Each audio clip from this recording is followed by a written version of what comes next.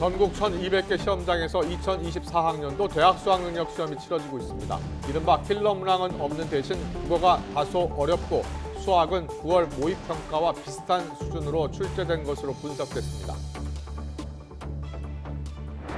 윤석열 대통령이 새 헌법재판관 후보자로 정형식 대전고등법원장을 지명했습니다. 대통령실은 법원 행정 업무와 원칙에 충실한 적임자라고 지명 배경을 밝혔습니다. 현행 9%인 국민연금보험료율을 13% 또는 15%로 올리는 방안이 국회 연금개혁특별위원회에 보고됐습니다. 구체적 수치가 제시된 만큼 개혁 논의에 속도가 붙을지 미지수입니다. 더불어민주당에서 이른바 비명계 의원 4명이 당 혁신을 요구하는 모임을 만들어 공동행동에 나섰습니다. 강성 팬덤 정치와 과감히 결별하라고 촉구했는데 탈당으로 이어질지 주목됩니다. 300억 원대의 통장 잔고 증명서를 위조한 혐의 등으로 재판에 넘겨진 윤석열 대통령의 장모 최은순 씨에 대한 징역 1년형이 확정됐습니다. 2심에서 법정 구속됐던 최 씨는 내년 7월까지 수감 생활을 하게 됐습니다. 가자지구 최대 병원인 알시파 병원을 급습한 이스라엘은 하마스로부터의 해방작전이라고 주장했습니다. 그러나 이 병원에서 사흘 동안만 40여 명이 숨지면서 비판 목소리도 커지고 있습니다. 네, 먼저 방금 들어온 소식입니다. 윤석열 대통령이 신임 헌법재판관 후보자를 지명했습니다. 정형식 대전고등법원장을 지명했죠? 예, 정형식 고등법원장은 88년에 판사로 임관했고요. 대통령실은 법원 행정 업무와 원칙에 충실한 적임자라면서 지명 배경을 밝혔습니다. 네, 좀 더 자세한 소식은 이어지는 시간에 전해드리겠습니다. 300억 원대의 통장 잔고 증명서를 위조한 혐의 등으로 구속 기소된 윤석열 대통령의 장모 최은순 씨가 대법원에서 징역 1년형을 확정받았습니다. 법원이 보석 청구도 기각하면서 최 씨는 내년 7월까지 수감 생활을 이어가게 됐습니다. 취재 기자 연결합니다. 백종규 기자. 네, 대법원입니다. 네, 1, 2심에 이어서 대법원도 윤 대통령의 장모 최은순 씨의 혐의를 모두 인정을 해서 징역형이 확정된 거죠? 네, 대법원은 오늘 오전 사문서 위조와 위조 사문서 행사, 부동산 실명법 위반 혐의로 기소된 윤 대통령의 장모 최은순 씨의 상고심 선고를 진행했습니다. 재판부는 최 씨에 대해 징역 1년을 선고한 원심 판결을 확정했는데요.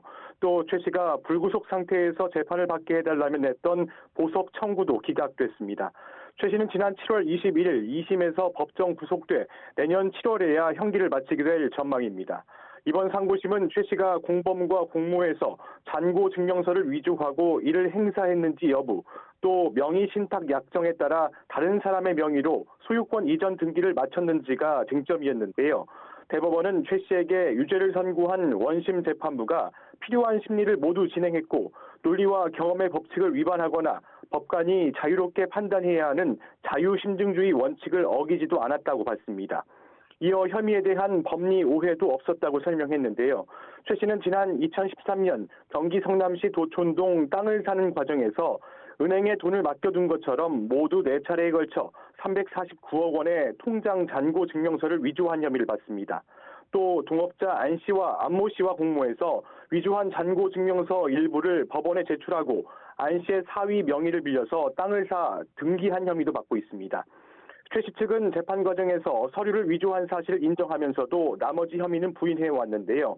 앞서 1심 재판부는 최 씨의 혐의를 모두 인정하고 징역 1년을 선고한 뒤 법정 구속하지는 않았지만 지난 7월 항소심 재판부는 죄질이 나쁜 데다 재범, 도주 우려가 있다며 최 씨를 법정 구속했습니다. 항소심 재판부는 또 최 씨의 범행이 부동산 거래를 정상화하기 위한 현행법 취지를 정면으로 위반했다고 지적하면서 여러 증거가 있는데도 범죄 사실을 부인하고 책임을 동업자에게 넘기려고 하는 등 반성조차 하지 않고 있다고 질타하기도 했습니다. 이후 최 씨는 법정 구속 2달 만인 지난 9월 보석을 청구했지만 검찰은 이를 반대하는 의견을 대법원에 내기도 했습니다.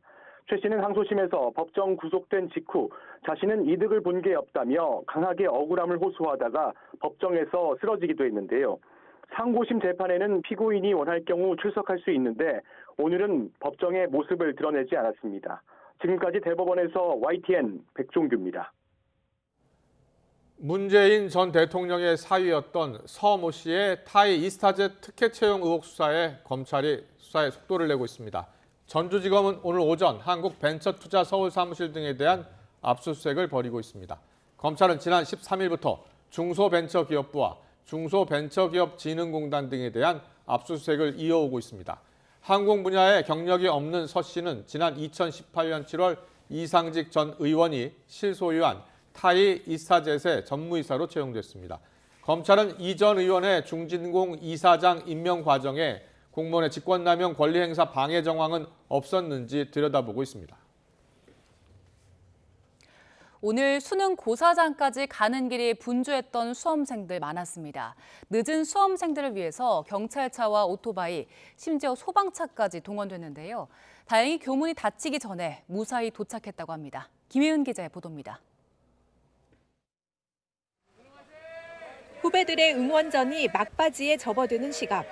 고사장 곳곳에서 경찰 오토바이로 이동한 수험생들이 속속 도착합니다. 하게 될 줄 몰랐거든요. 진짜 저는 계획대로 그냥 하려고 했는데, 그러니까 어쩌다 보니까 버스가 아예 안 와가지고 그래서 도움을 빌리게 됐는데 색다른 경험이었습니다. 일부 수험생들은 경찰차를 타고 고사장까지 이동하기도 했고 소방차까지 나서서 수험생들을 날랐습니다. 고사장을 잘못 찾은 탓에 경찰차 도움을 빌려 다급히 이동하는 수험생도 보였습니다. 마음도 몸도 바쁜 결전의 날, 택시기사들도 수험생들을 위해 힘을 보탰습니다. 부모님이 막 울면서 찾아와서 수험표를 놓고 갔다 애가 빨리 학교를 가야 된다 하고 그래서 도움도 준 적이 있고. 아이를 들여보낸 뒤에야 손목시계를 발견한 어머니는 마음이 분주해집니다. 이 시계를 갖다 줘. 주세요. 시계. 몇 반이에요? 오전 8시 10분을 넘어 교문을 닫으려는 찰나. 후배들의 열렬한 응원 속에 겨우 교문을 통과했습니다. 문이 닫히기 2분 전, 1분 전까지 교문을 향해 달려서 고사장에 도착한 수험생들. 아침 시간 다소 분주함을 겪었지만 모두의 도움과 응원 속에 고사실에서는 차분히 시험에 응할 수 있었습니다. YTN 김혜은입니다. 한국교육과정평가원은 킬러 문항 없이 변별력을 확보하도록 이번 수능 문제를 출제했다고 밝혔습니다. 정문성 수능출제위원장은 오늘 수능 출제 방향 브리핑에서 공정수능출제점검위원회의 검토를 거친 만큼 킬러 문항은 한 문제도 없다고 설명했습니다. 이어 지난 9월 모의평가 분석을 토대로 선택 과목에 따라 유불리가 엇갈리지 않으면서도 변별력을 확보할 수 있도록 출제했다고 덧붙였습니다. 오늘 오전 전국 1,200여 개 시험장에서 일제히 시작된 수능은 국어 영역을 시작으로 수학과 영어, 한국사 및 탐구 영역이 순서대로 진행되고 일반 수험생 기준으로 오후 5시 45분에 종료됩니다. 성적 통지표는 오는 12월 8일에 나옵니다. 수능 시험을 보던 수험생이 1교시를 마친 뒤 과호흡 증상을 호소해 병원으로 옮겨졌습니다. 인천시 교육청은 오늘 오전 10시 10분쯤 인천 계양고등학교에서 수험생 A군이 과호흡 증상을 호소했다고 밝혔습니다. A군은 보건실을 찾았지만 증상이 나아지지 않았고 결국 119 구급대가 출동해 병원으로 옮겨졌습니다. 비와 함께 찬바람이 강해지고 있습니다. 내일은 서울 등 내륙 기온이 다시 영하로 떨어지고 곳곳에 올가을 첫눈이 내릴 전망입니다. 취재기자 연결해서 자세한 추위와 눈 전망 알아봅니다. 김민경 기자. 네, 김민경입니다. 네, 수능 추위 없다고 안심했는데 비가 내리면서 다시 찬바람이 강해졌네요. 기온이 다시 떨어지는 겁니까? 네, 영하권 입시 한파는 없었지만 오후에 비가 확대하면서 찬바람이 강해지고 있습니다. 보시는 것처럼 비구름이 전국으로 확대한 가운데 내륙 체감온도가 5도 안팎에 머물고 있어 쌀쌀합니다.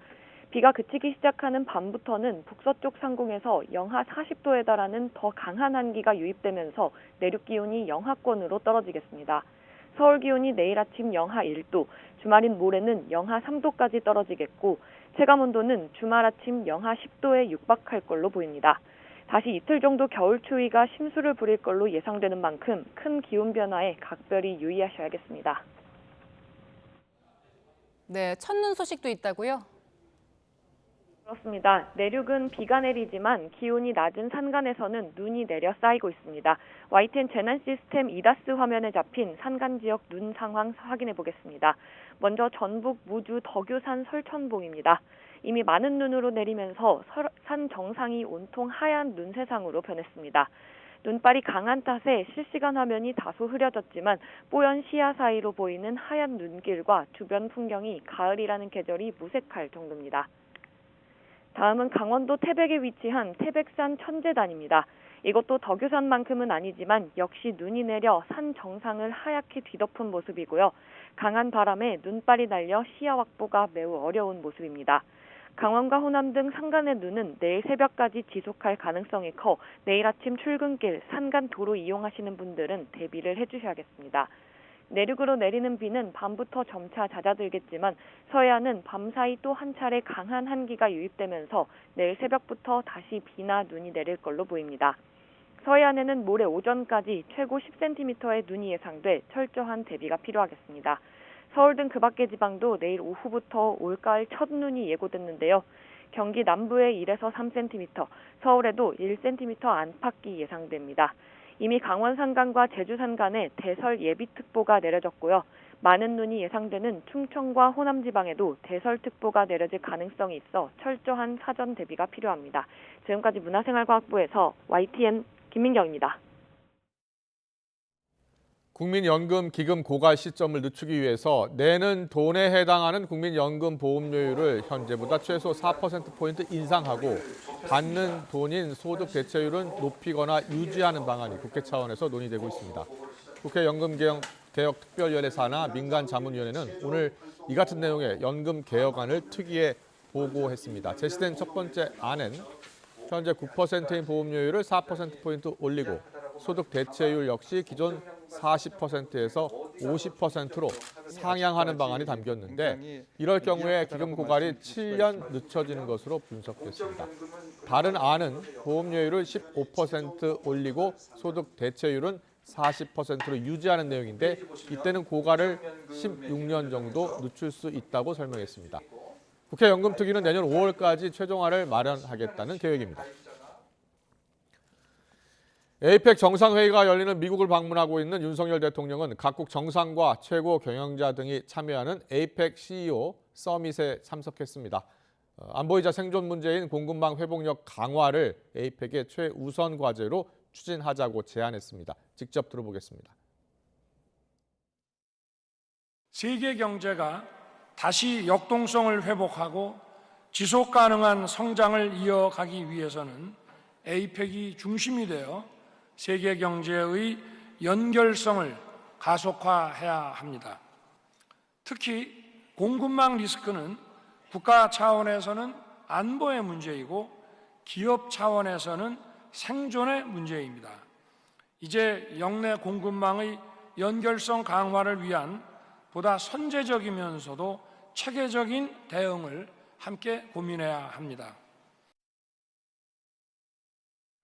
미국과 중국이 그동안 관계 검색으로 단절된 군사대화 채널을 복원하기로 했습니다. 양국 정부는 조 바이든 미 대통령과 시진핑 중국 국가주석은 샌프란시스코 인근 우드사이드에서 열린 대면 정상회담에서 이같이 합의했다고 밝혔습니다.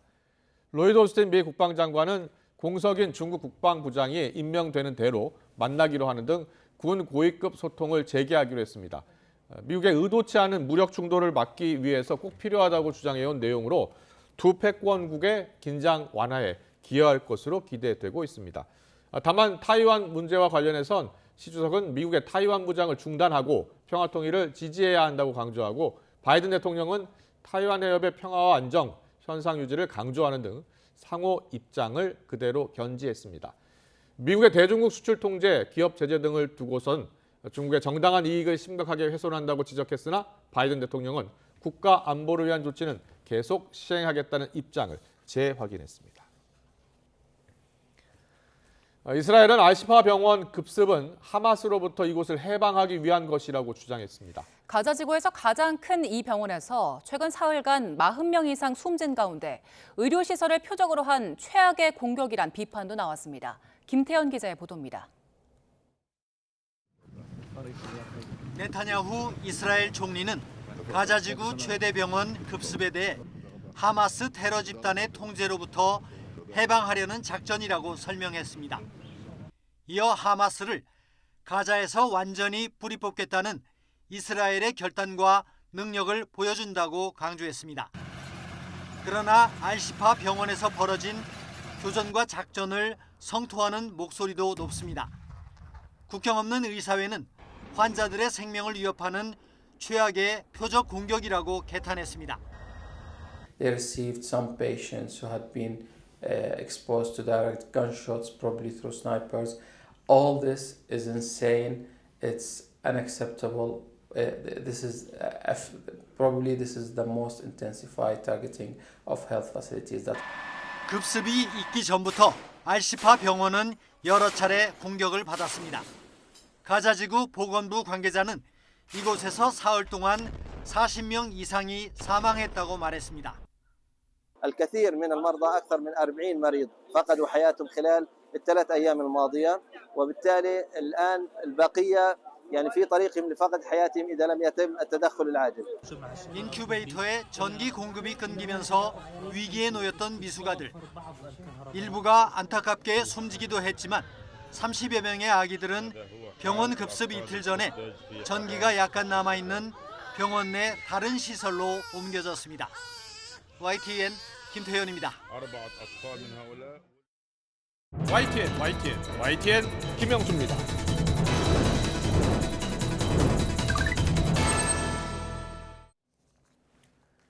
국민의힘에서는 인요한 혁신위원장과 김기현 대표 간의 신경전이 계속되고 있습니다. 인 위원장이 윤석열 대통령 측에서 소신껏 하라는 신호가 왔었다면서 당 중진의 험지 출마와 퇴진을 압박하자 김 대표는 당 공식기구에서 논의하면 될 일이라면서 당 대표로서의 처신도 스스로 결정할 것이라며 물러나지 않았습니다. 김 대표는 당내 문제와 관련해 윤 대통령을 언급한 것도 바람직하지 않다고 했는데요. 오늘 이준석 전 대표도 인요한 위원장이 말실수를 했다며 윤 대통령이 당무에 개입한 것이다라고 지적을 했습니다. 김병민 최고위원은 그러나 혁신위가 정권을 가진 만큼 소신껏 일하라는 격려성 발언이라며 확대 해석을 경계했는데요. 박지원 전 국정원장은 한동훈 장관의 비대위원장 가능성과 관련해서 12월 말 인요한 혁신위원장의 임기가 끝나면 김기현 대표가 책임을 지고 물러날 것이며 이후 한동훈 장관에게 비대위원장을 시킬 것이다라고 주장했습니다. 이준석 전 대표도 전날 같은 주장을 했었죠. 자, 오늘 더 정치는 김기현, 이준석 현직 전직 대표의 인터뷰 듣고 시작하겠습니다. 당 지도부가 공식 기구와 당내 구성원들과 잘 협의해서 총선 준비를 하고 당내 문제를 해결해 나가는 시스템이고 그것이 잘 작동되고 있습니다. 당무에 개입하지 않고 있는 대통령을 당내 문제와 관련돼서 언급하는 것은 바람직하지 않다고 생각합니다. 대표님께서도 울산 출마하실지도 좀 궁금하거든요. 당대표의 처신은 당대표가 알아서 결단할 것입니다. 인요한 의원이 또 말실수한 거죠. 대통령이 당무에 개입했다고 이제 선언한 거 아닙니까? 그거를 실행할 수 있는 큰 힘이 없이 이걸 하는 거 있으면은 그냥 공갈인 것이고요. 뒤에 만약 그런 힘이 담보돼 있으면은 당무 개입이죠. 그러니까 지금 묘한 상황에 들어갔습니다. 지금 김기현 대표는 당대표로서 선거를 이기겠다라는 목표를 보여주기 위해서 뭘 해보는 게 아니라 지금은 내가 어떻게 하면 모양새 좋게 물러나고 다음 정치 과제를 할 수 있느냐에 대한 그 모양 만들기에 주력하시는 것처럼 보여요. 네, 오늘의 전국 현안 짚어보겠습니다. 조혜진 국민의힘 의원, 박주민 더불어민주당 원내수석 부대표 나와 계십니다. 어서 오십시오. 안녕하세요. 네, 안녕하십니까. 안녕하세요. 예. 자, 지금 앞서 잠깐 들으셨는데요. 인요한 혁신위원장이요. 대통령 측으로부터 받은 메시지 어제 공개했잖아요. 근데 이와 관련해서 당무 개입 아니겠느냐 이준석 전 대표가 이렇게 얘기를 했어요. 물론 이제 김병민 최고위원은 격려성 발언이라고 했는데 어떻게 들으셨어요? 일단 그걸 평가를 하려면은 대통령께서 그런 발언을 하신 게 맞다는 게 전제가 돼야 되고, 그리고 비교적 그게 표현이 그대로 전달됐다라는 게 전제가 돼야 되는데, 통상적으로 그게 전제라면요? 그게 전제라고 한다면은 뭐 그 혁신위의 김병민 최고 말처럼 격려하거나 또는 힘을 실어주는 그 표현일 수 있는데, 그게 그렇게 해서 인요한 위원장이 공개하는 게 바람직하냐라는 측면에서 보면은 또 다른 부분이 있는 것 같아요. 김기현 대표 생각과 같은 겁니까? 바람직하지 않다라고. 왜냐하면 지금까지 우리 대통령실에서는 당무에 개입 안 한다고 여러 차례 이야기를 해왔고, 또 당에서도 당은 이제 독자성을 가지고 당무를 집행하고 있다고 이야기를 해왔고, 인요한 위원장도 당정 관계에 대해서 혁신의 방향을 이야기하면서 당정 관계에 대해서도 독립적이어야 된다라는 취지로 대통령께 대해서도 할 말을 해야 된다 이런 취지로 이야기를 했는데, 그런 모든 것들과 이게 배치되는 표현이기 때문에 대통령실에 대해서도 이거는 뭐 별로 바람직하지 않은 것 같고, 당의 입장도 그렇고 인요한 위원장 본인이 그동안에 제시한 혁신의 방향하고도 또 이게 약간 어긋나는 부분이 있어가지고 별로 그렇게 바람직해 보이지 않습니다. 그러니까요. 지금 사실은 김기현 대표하고 이준석 전 대표가 어떻게 보면 같은 취지의 발언일 수도 있어요. 해석하기에 따라서요. 어떻게 들으셨어요? 일단은 저 발언이 나온 배경도 좀 봐야 될 것 같은데요. 언론 보도에 따르면은 혁신위원장이 대통령과의 면담을 자주 요구했다는 거예요. 근데 안 되고 저렇게 간접적으로 이제 얘기를 들었다 이거지 않습니까? 맞습니다. 근데 왜 수차례 대통령과의 면담을 요구했을까요? 본인이 어제 라디오 인터뷰에서 대통령과의 면담을 요청했더니 오해를 살 수 있어서 안 된다라고 이야기하면서 저 얘기를 했다는 거예요? 그러니까 당과 대통령실의 분리를 얘기했던 분이 왜 대통령을 여러 차례 봐야 된다고 얘기를 했을까요? 그거부터 저는 거침없이 이야기하겠다라고 한 적은 있었어요. 저는 그거부터 좀 이상하고요. 이상하다. 왜냐하면은 본인이 진짜 뭔가 어떤 소신과 또는 본인이 갖고 있는 생각과 이걸 가지고 당의 여러 가지 혁신안을 내는 게 잘 안 되거나 뭔가 자꾸 꼬이니까 대통령을 사실상 좀 끌어들이려고 했던 것 아닌가라는 느낌을 받고요. 결과물을 얻어내는 게 저 말인 거죠. 근데 그거를 이제 또 내세움으로써 당무 개입이라는 논란을 좀 일으킨 거라서 굉장히 좀 잘못된 처신을 하신 게 아닌가 이런 생각이 듭니다. 그럼 인요한 위원장의 처신이 잘못됐다 이렇게 보시는 거예요? 그렇죠. 그리고 사실 대통령실도 오해를 피하기 위해서 만나지 않을 거면 저런 말도 해주면 안 되죠. 그러니까 사실상 당무 개입이 돼버린 셈이 돼버렸다. 그렇군요. 인요한 혁신위원장은 저 말을 어제 하면서 결국은 당내 중진 의원들이 결단을 할 것이다. 100% 확신한다라고 하면서 한 발언이에요.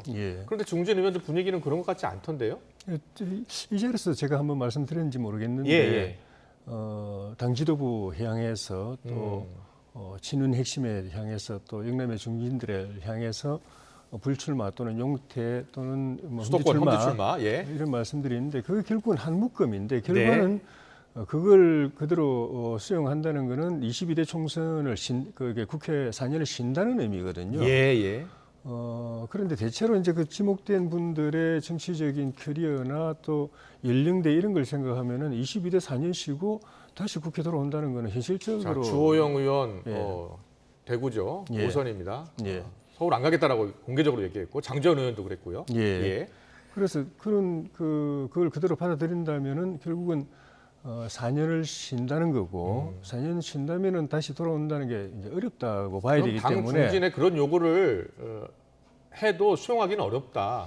그러니까 수용하는 분이 있을 수 있는데 그 경우는 이제 자기는 정치를 이제 그만두겠다, 정계 은퇴하겠다는 결심을 하면은 수용하겠죠. 그런데 김기현 대표는 전권을 주겠다고 하지 않았나요? 정권을 줬으니까 그런 혁신위원회 차원에서는 그런 이야기를 할 수 있는 거잖아요.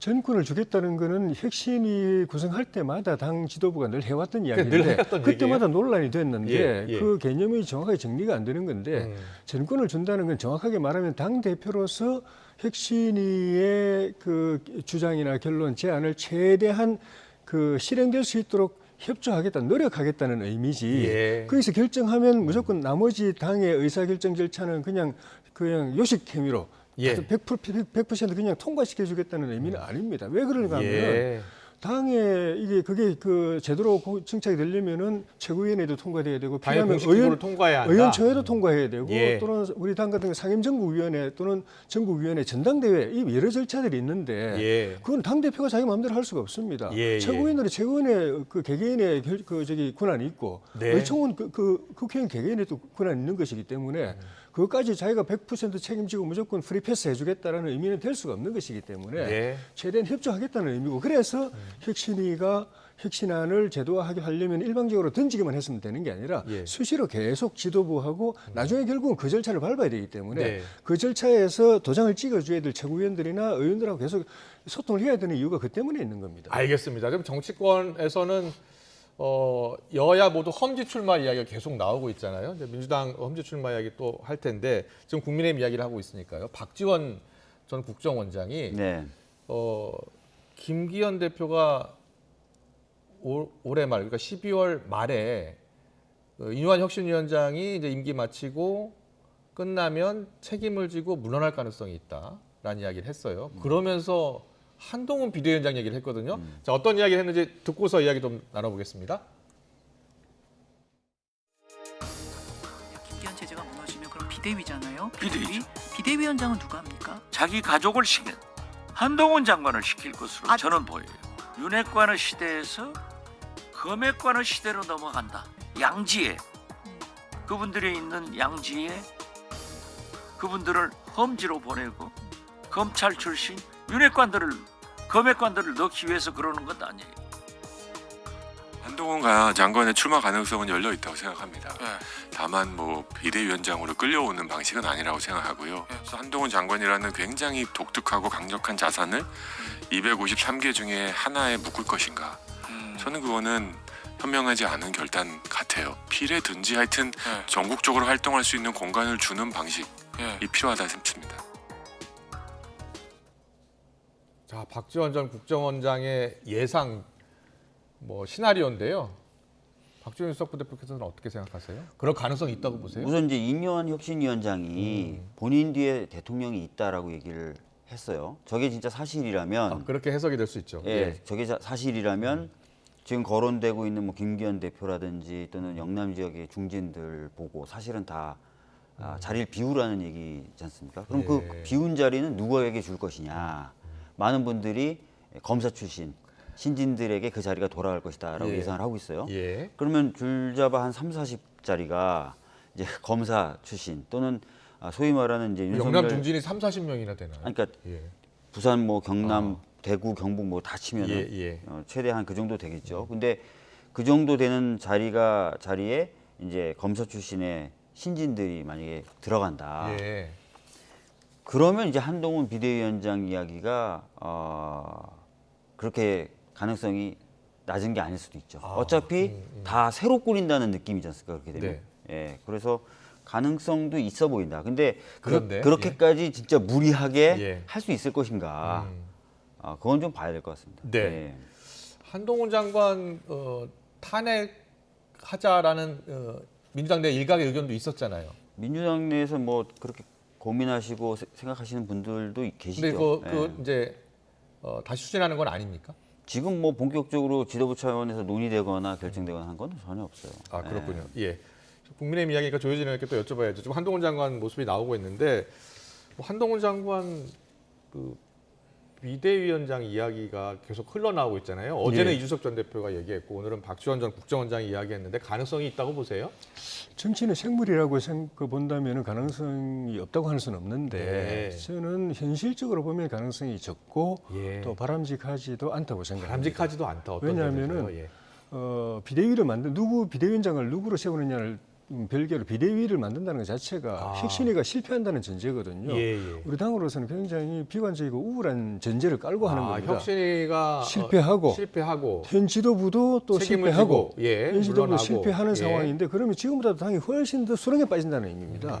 그런 수렁에 빠진 지금 이 당도 지금 혁신으로 성공시킬 전망이 별로 밝지 않다면 지도부도 그걸 해결 못 해낸다면 정치를 아직 대중 정치를 한 번도 해본 적이 없는 분이 와가지고 그 수렁에 빠진 당을 끌어일으켜가지고 혁신도 하고 또 지지율도 끌어올리고 당도 통합하고 공천도 제대로 하고 멋진 공천하고 해서 그 선거에서 승리를 이뤄낸다? 예. 그 현실적으로는 쉽지 않죠. 그리고 만약 그게 비대위원장 맡았는데 본인이 그걸 못 해낸다 하면 본인 정치적으로도 굉장한 그런 책임을 지고 지어야 되는 상황이 올 수가 있고. 한동훈 장관이 그 비대위원장을 만약에 맡게 된다면 일단 정치를 하게 되는 것이고 예. 또 법무부 장관도 그만둬야 하고 예. 여러 가지 넘어야 할 고비들이 있을 텐데 한동훈 장관 부인 행보가 어제 우연히 이제 사진이 찍혔어요. 한동훈 장관 부인 잠깐 보면요. 연말 이웃돕기 적십자 봉사활동이라고 하는데 국무위원들 부인이 하는 연례 행사라고는 합니다. 그런데 이제 언론에서는 이게 곧 한동훈 장관이 이제 정치 행보하는 거 아니냐라는 이야기까지 나왔는데 어떻게 보셨어요? 저는 뭐 저런 거하고 상관없이 이미 한동훈 장관은 장관이라기보다는 정치인이죠. 네. 정치적 발언들을 계속하고, 근데 심지어는 그 정도가 좀 지나치기도 하고 때로는 매우 편향적이어서 네. 정치적 공방을 항상 일으키는 이제 당사자가 됐어요. 예. 그렇기 때문에 정치 행위는 쭉 해왔던 거고 네. 이제 무대를 옮겨서 이제 본격적으로 진짜 정치인이 되는 거냐, 그거만 남은 거라고 보여지고요. 그래요. 예. 일부 이제 뭐 남아있는 숙제들이 좀 있을 수 있다. 근데 그런 것만 좀 정리되면 뭐 저는 언제든지 등판할 거라고 봅니다. 한동훈 장관이 만약에 등판한다면 민주당 총선 목표에는 어떤 영향을 미칠까요? 저는 뭐 실제로 이제 한동훈 장관이 뭐 등판한다고 해서 큰 파괴력이 있을 거라고 보지 않습니다. 예, 이거는 제가 국민의힘에 있는 의원님들과 의견 나눠봤을 때 네. 제가 이야기 나눠본 국민의힘 의원님들도 그런 얘기를 하시거든요. 그러니까 정치인으로서 본격 등판했을 때 그 모습이 어떨까? 뭐 그렇게 파괴력 있는 모습은 아닐 것이다. 예. 이런 얘기들을 하죠. 예. 지역구에 출마하는 게 국민의힘 입장에서 지역구에 출마하는 게 더 나은 겁니까? 아니면은 비례대표로 전국으로 이제 활동하는 게 나은 겁니까? 뭐 둘 다 저는 크게 차이는 없다고 봅니다. 큰 차이는 없다. 요즘은 이게 이렇게 소통이 워낙 입체화돼 있기 때문에 아주 빠른 속도로 되기 때문에 꼭 뭐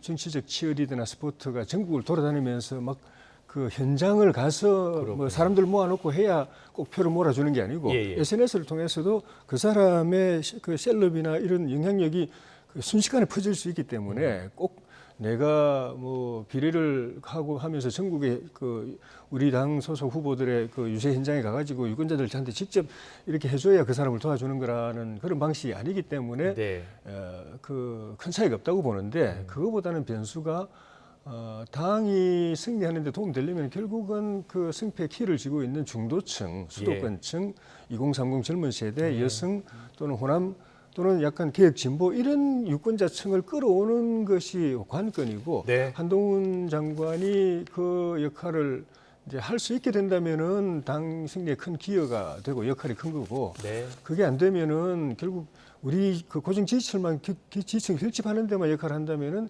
우리가 기대하는 그런 역할은 안 되는 것인데 그 부분은 사실 미지수인 거죠. 그렇군요. 알겠습니다. 민주당 이야기 넘어갈게요. 험지 출마를 두고 민주당도 여러 이야기들이 나오고 있죠. 범친명계에 분류되고 있는 김두관 의원이 계속 이재명 대표의 험지 출마를 촉구하고 있습니다. 여기에 대한 반박도 오늘 나왔습니다. 김두관 의원 또 박찬대 최고위원 목소리 듣고 오겠습니다.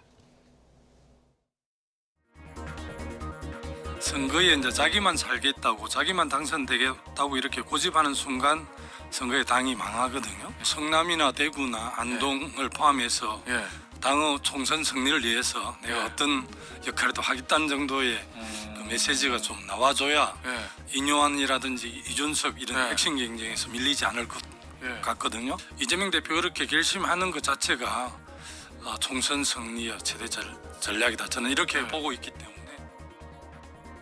내년 총선이 매우 절실한데 총선을 진두지휘해야 될 당대표가 고향 안동 아주 험지에 가서 자기 선거만 하라는 것입니다. 저는 좀 현실성 없는 주장이라고 생각을 합니다. 지금 대표의 행보로 볼 때는 지역구 의원으로서 자리를 지키면서 총선을 진두지휘하는 계획을 갖고 계시지 않을까 생각합니다. 결국 개항을 해 다시 나온다 이런 이야기네요. 정리하면. 네, 지금 현재의 스탠스는 그렇습니다. 박재민 의원께 여쭤봐야죠. 지금 이재명 대표는 여기에 대해서 직접 입장을 밝히진 않았어요.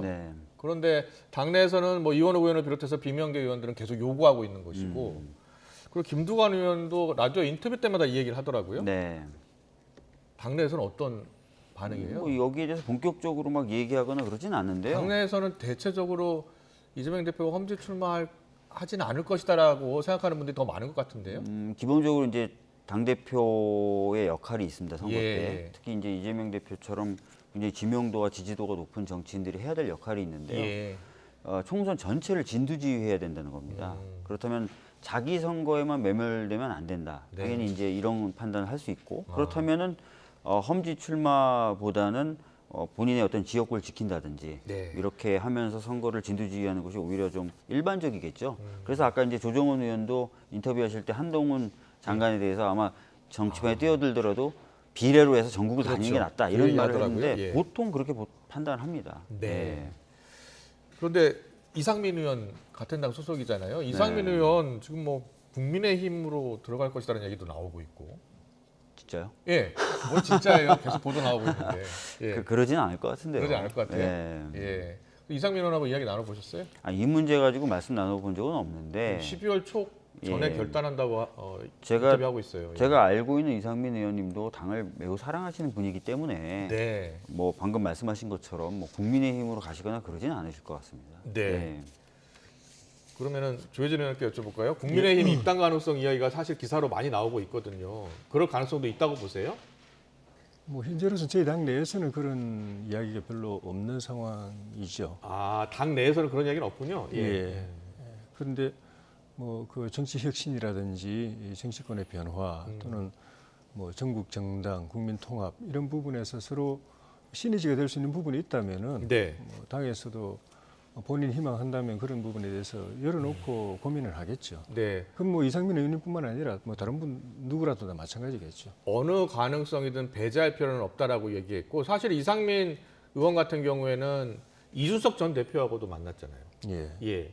그래서 처음에 며칠 전만 하더라도 이준석 신당 쪽으로 가는 거 아니냐라는 얘기까지 나왔었거든요. 어떻게 보세요? 그러니까 뭐 본인이 생각이 있으셔서 그렇겠지만은 모든 가능성을 다 열어놓는다는 것은 꼭 바람직하지는 않습니다. 예. 정치적 거취나 행보를 정할 때는 일정한 가치 방향성이 있어야 되기 때문에 네, 네. 그 가치 방향에 합당한 선택이라는 게 그렇게 많은 게 아니거든요. 예. 이것도 할 수 있고 저것도 할 수 있고 다 할 수 있다면은 그럼 지향점이 뭔가라는 그런 뭐 부분이 있을 수가 있기 때문에 네. 지금까지는 그랬지만 이제 본인 말씀처럼 일단 시안을 정해놓고 거취를 이제 정리해 나간다고 하면은 본인이 지향하는 가치, 방향 또 목표 이런 걸 이제 정리를 해야겠죠. 예. 민주당 입장에서는 뭐 원내석 부대표시니까 절대 탈당하지 않을 것이다, 남을 것이다라고 이야기를 하시는데 당내에서 지금 뭐 비명계 의원들도 오늘 원칙과 상식 도 만들어서 목소리 내고 있어요. 원칙과 상식으로 돌아가야 한다. 그럼에도 불구하고 민주당이 내년 총선에서 목표를 달성하려면 비명계도 끌어안아야 되는 거 아닙니까? 그러니까 지금 당연히 이제 그런 작업이 있을 것이고요. 예. 그리고 오늘 발족한 원칙과 상식이라는 저 모임의 기자회견문 잠깐 봤는데 뭐 당내 민주주의라든지 뭐 이렇게 쭉 얘기하신 부분들 이런 부분들 중에 이제 반드시 필요하고 이런 부분들은 당연히 수용이 돼야죠. 예, 잘 될 거라고 봅니다. 아 그래요? 근데 거기서 험지 출마 이야기가 나오는 것 같던데. 그러니까 아까도 말씀드렸던 것처럼 총선 전체 전략에 대해서는 다양한 의견이 있을 수 있어요. 근데 아까 말씀드렸던 것처럼 저는 대표가 험지에 나가서 좀 갇히는 것보다는 총선 전체를 진두지휘할 수 있는 그런 역할을 맡는 게 맞다고 봅니다. 알겠습니다. 정치는 생물이라고 하는데요. 또 어떻게 정치적 상황이 급변할지는 좀 더 지켜봐야 되겠죠. 지금까지 조혜진 국민의힘 의원, 박주민 더불어민주당 원내수석 부대표와 함께했습니다. 잘 들었습니다. 감사합니다. 수고하셨습니다.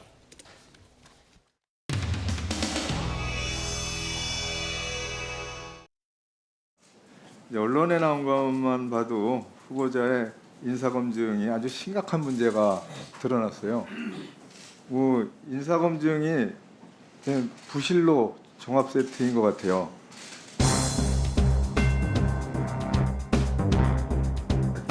북한이 미사일을 도발한 날 근무 시간 중에 십수 차례 이제 주식 거래를 했어요.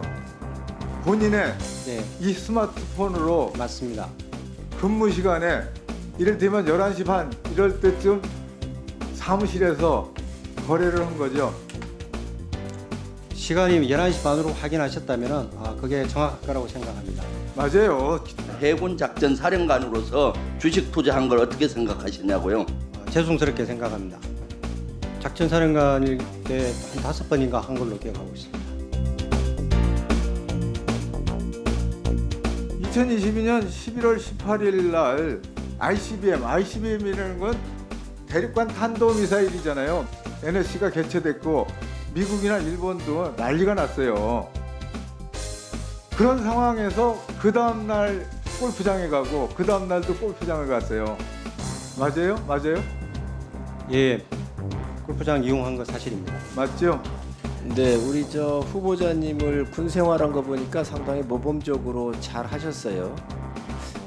이 골프를 친다고 하는 게 군인으로서 칠 시간과 치지 않아야 될 시간이 정확하게 규정이 돼 있지요?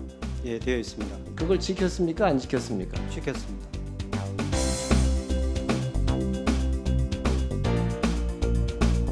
이 인사 검증 과정에서 사전에 인지를 못 하셨습니까? 네, 인지하지 못했습니다. 가족들도 아마 이게 학폭이라고 생각을 하지 못했던 것 같습니다. 학폭으로 인지를 못하고 있었습니다. 사과를 드리고 작은 다툼에서 종결된 상황으로 인지하고 있었던 것 같습니다. 그래서 제보에 의하면요, 당시 피해자 합의금으로 총 1인당 300만 원, 1,800만 원이 지급되었다는 그런 말들이 있습니다. 사실입니까? 그거는 제가 알지 못합니다. 아니, 이런 사안들에 대해서 확인도 안 해보셨어요? 확인을 했는데 저희 가족도 사과는 했는데 그런 것을 줬다는 기억은 하지 못하고 있습니다. 명확하게 이후에라도 저는 말씀을 주셔야 된다고 생각하고요. 이 학폭을 이게 인지한 시점이 언제였습니까? 월요일 저녁으로 기억하고 있습니다. 월요일 저녁에 언제 월요일이요? 월요일 저녁에 언제 월요일이요? 그저께. 이번 주 지난 월요일에 기동민 의원실에서 확인 요청이 와서 그때부터 확인을 들었습니다. 그걸 야당 의원님들께서 받아들이겠습니까? 아버지가 이거를 인정을 못했다고 한다면? 군인으로서 살다 보니까 가족에 대해서 조금